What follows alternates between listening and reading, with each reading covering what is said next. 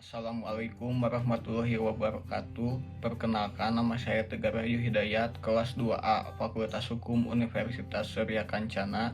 Di sini saya akan mereview kembali pertemuan ketiga mata kuliah Hukum Pidana dengan dosen pengampu Profesor Dr. Hajah Heni Nuraini, SHMH, dan asisten dosen Dr. Muhammad Wendy Arid Hayandi, SHMH, yang akan menjelaskan tentang pembagian kitab undang-undang hukum pidana.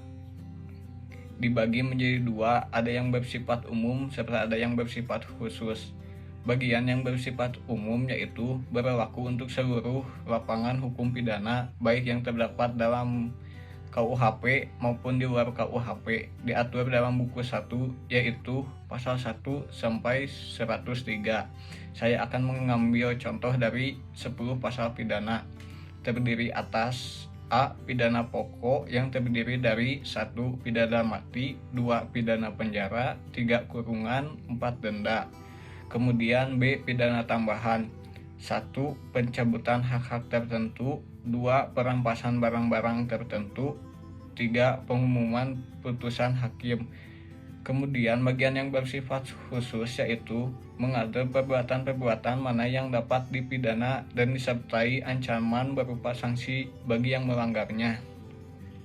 Diatur dalam buku 2 pasal 104 sampai 488 tentang kejahatan.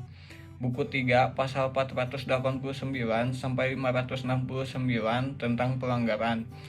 Kemudian saya akan menjelaskan tentang berlakunya hukum pidana menurut waktu dan tempat. Menurut waktu didasarkan pada asas legalitas.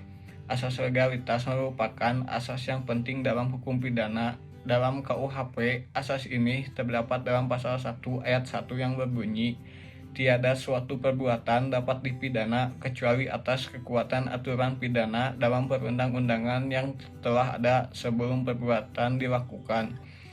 Dapat ditarik kesimpulan bahwa dalam pasal 1 ayat 1 KUHP berisi dua hal, yaitu suatu tindak pidana harus disebutkan atau dirumuskan dalam peraturan undang-undang. Peraturan undang-undang harus ada sebelum terjadinya tindak pidana. Kemudian tempat berlakunya tindak pidana menurut tempat yaitu daratan negara, perairan atau laut teritorial yang ditetapkan oleh hukum internasional, udara di atas wilayah negara. Berdasarkan hal tersebut berlaku beberapa asas, yaitu asas teritorial pasal 2 KUHP, asas personal atau nasional aktif pasal 5 KUHP, asas perlindungan atau nasional pasif pasal 4 dan pasal 7, asas universalitas, asas ekstradisi atau penyerahan atau bantuan hukum yang bersifat internasional. Saya akan menjelaskan tentang asas teritorial pasal 2 KUHP yang berbunyi ketentuan pidana dalam perundang-undangan Indonesia ditetapkan bagi setiap orang yang melakukan suatu tindak pidana di Indonesia. Asas teritorial atau wilayah merupakan asas yang menegaskan bahwa hukum pidana itu berlaku didasarkan pada tempat atau teritori perbuatan tersebut dilakukan. Hal ini memiliki makna bahwa setiap pelaku tindak pidana warga negara sendiri atau asing itu dapat dituntut. Ini karena asas tersebut kedaulatan negara, setiap negara itu diakui dan setiap negara berdaulat itu wajib menjamin ketertiban dalam wilayahnya.